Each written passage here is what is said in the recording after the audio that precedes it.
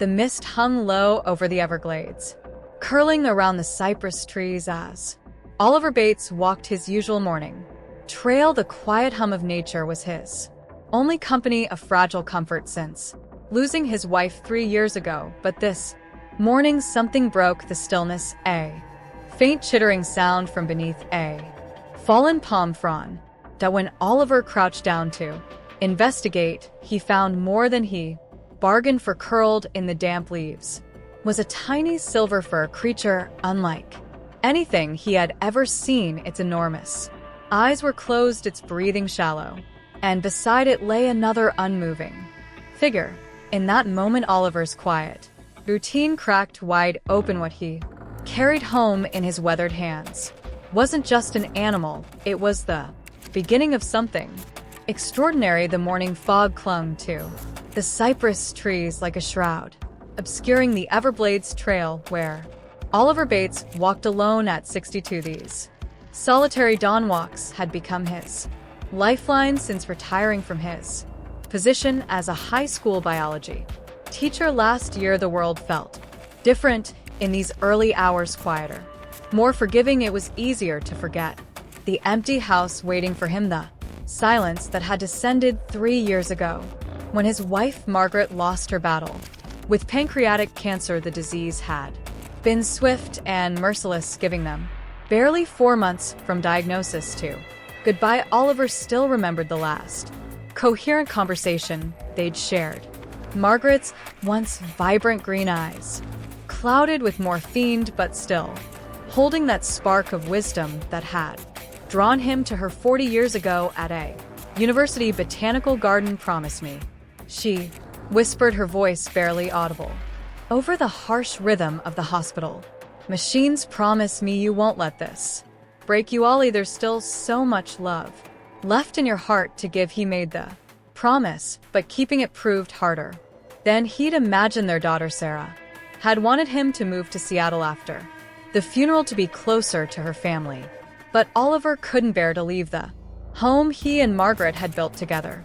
Every corner held memories: the kitchen where they danced while doing dishes, the garden Margaret had lovingly tended, the wall marks tracking Sarah's growth through the years. Even the classroom where he taught for 3 decades reminded him of Margaret. She'd been the school's art teacher until her retirement 5 years ago. The trail ahead stretched into the misty distance, a ribbon of packed earth winding through the wilderness he'd come to know as his second home. The humidity wrapped around him like a wet blanket, typical for a Florida spring morning. Oliver adjusted his wire-rimmed glasses, wiping away the moisture that had accumulated on the lenses. His weathered hands, marked by decades of tending to his garden and grading papers, moved mechanically through the familiar motion. The sound stopped him mid-stride, so faint he almost missed it. A weak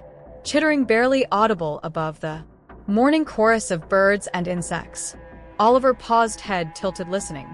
There it was again, coming from beneath a fallen palm frond. As he approached, memories of his teaching days surfaced.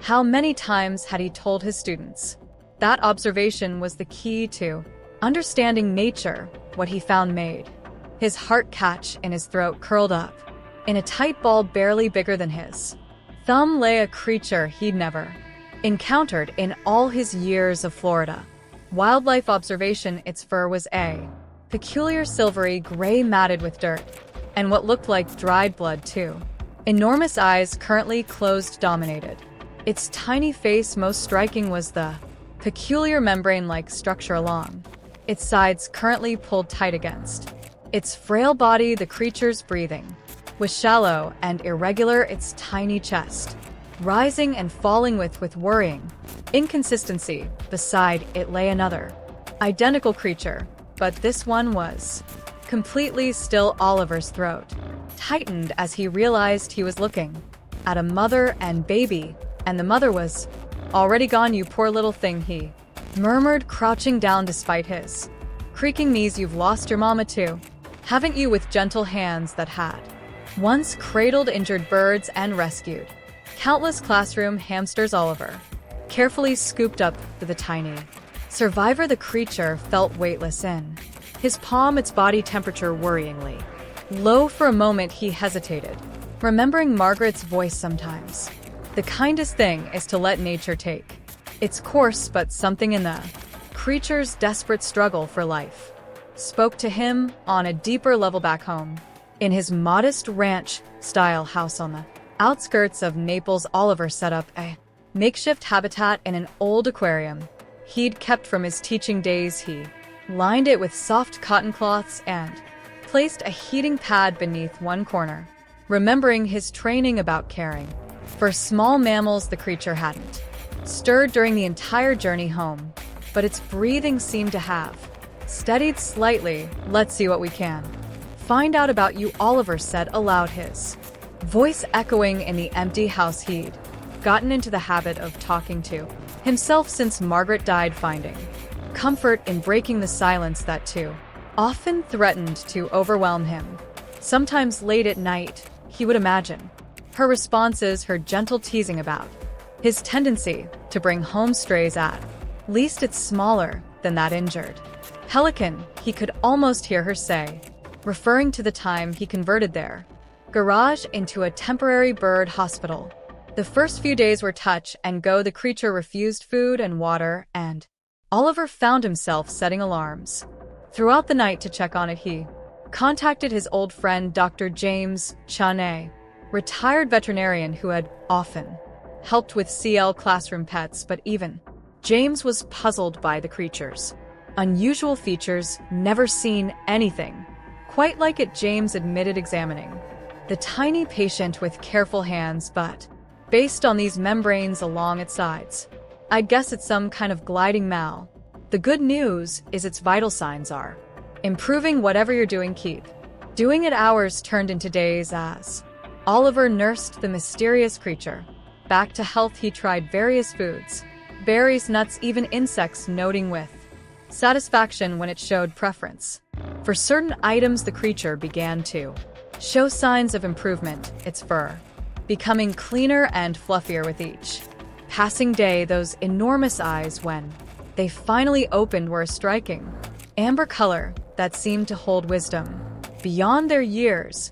It was during one of his late-night research sessions, poring over wildlife websites and forums, that Oliver finally found what he was looking for: the distinctive membrane along its sides. The large eyes, the silvery fur, all pointed to one conclusion: he had rescued a young southern flying squirrel, one of the rarest species native to Florida. "Cookie," he found himself saying one morning, watching as the little squirrel delicately picked up a pecan from the selection of nuts he provided. "That's what I'll call you. You're small and sweet, just like the cookies Margaret used to bake." The name stuck, and for the first time since Margaret's passing, Oliver felt the warmth of genuine joy spread through his chest as Cookie grew stronger. Oliver discovered she was far more than just another rescued animal. She displayed an intelligence that constantly surprised him. She learned to recognize his voice would come when called, and showed an uncanny ability to sense his moods on days when the weight of loneliness pressed heavily on his shoulders. Cookie would climb onto his arm and nuzzle against his neck, her presence a small but significant comfort.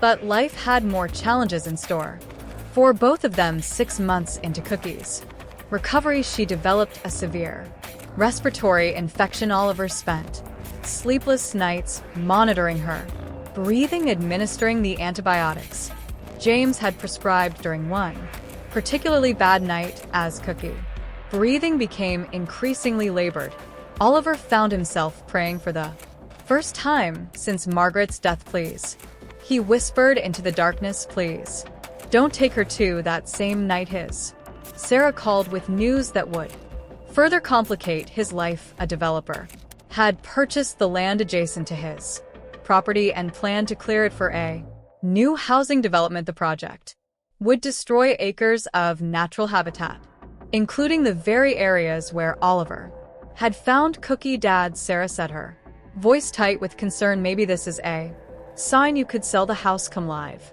With us in Seattle, Emma and Jack miss you terribly. Oliver looked at Cookie. Enclosure, where she lay fighting for each breath, and felt a familiar determination rise within him. No, he said firmly, this is where I need to be. This is where we both need to be. The next few weeks became a blur of activity while continuing to care for Cookie. Oliver threw himself into researching local wildlife protection laws and gathering support from the community. His former students, many now in positions of influence in the local government and business community, rallied to his cause. James, despite battling his own health issues with advancing lung cancer, became Oliver's strongest ally. Together they developed a proposal to turn Oliver's property in the surrounding area into a protected wildlife sanctuary. They gathered signatures, attended council meetings, and slowly built a coalition of support. The turning point came when Cookie finally recovered her strength. Oliver had moved her habitat to the screened-in porch, allowing her to experience more natural air and sounds, while remaining protected. One evening, as local news crews were filming a segment about the proposed sanctuary, Cookie chose that moment to demonstrate why her species was so special. She climbed to the highest point in her enclosure, spread her arms wide to reveal her fully developed patagium, and launched herself in a perfect glide across the space. The footage of her graceful flight became a sensation on local news and social media, putting a face to the wildlife that would be displaced by the development. But victory came at a cost. James, who had been instrumental in their campaign, didn't live to see their success. He passed away 2 days before the city council voted to protect the land. His last words to Oliver being, "Promise me you'll build something wonderful here."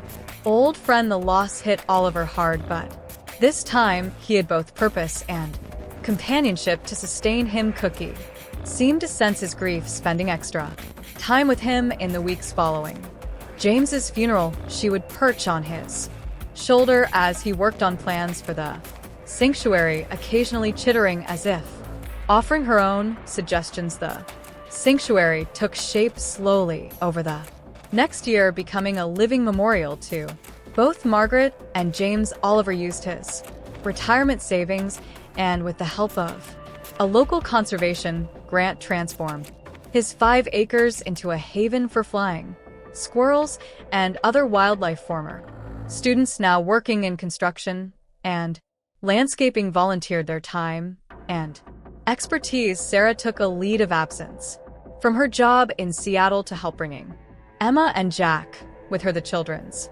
excitement about the project reminded Oliver of his early teaching days, when every new discovery was a source of wonder. Emma, now 9, showed a particular talent for spotting the nocturnal creatures, while 7-year-old Jack inherited his grandfather's gift for storytelling, crafting elaborate tales about Cookie's adventures. But nature had one more harsh lesson in store for them. A Category 3 hurricane swept through Florida that autumn, threatening everything they'd built. Oliver refused to evacuate despite Sarah's pleadings. Cookie had recently given birth to her first litter in one of the sanctuary's nesting boxes, and he couldn't bear to abandon them. The night of the storm became one of the longest of Oliver's life. Wind howled through the trees, ripping branches from their moorings.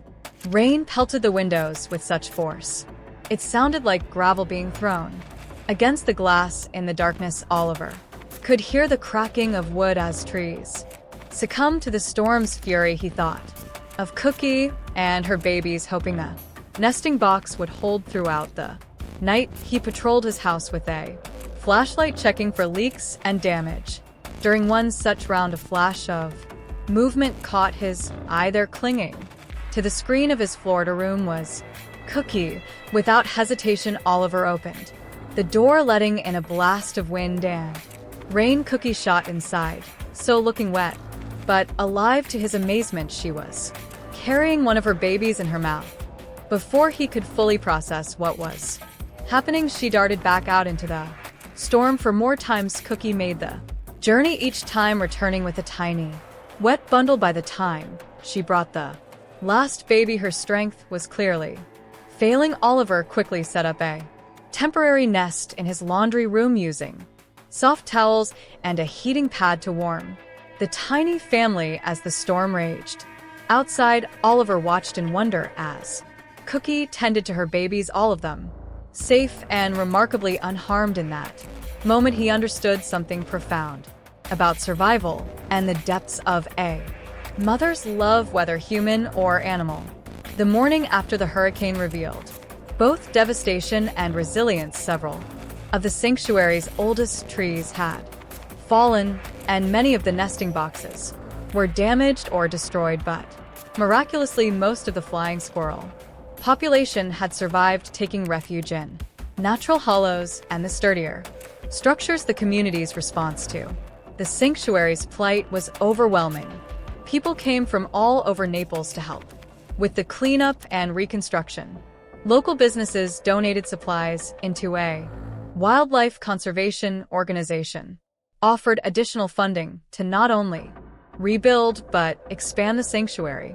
Cookie's story of saving her babies during the hurricane made the local news, then went viral on social media. Suddenly, the tiny sanctuary in Naples was receiving national attention. Oliver found himself being interviewed by nature magazines and wildlife documentarians, all eager to tell the story of the man who saved a flying squirrel only to have her save her own babies. Years later, the publicity brought unexpected opportunities. A children's book author approached Oliver about collaborating on a series about Cookie and the sanctuary. The books would combine storytelling with educational content about flying squirrels and conservation. Oliver thought of his years in the classroom and how this could be a new way to teach future generations. Sarah watched these developments with mixed emotions. She was proud of her father's accomplishments, but worried about him taking on too much.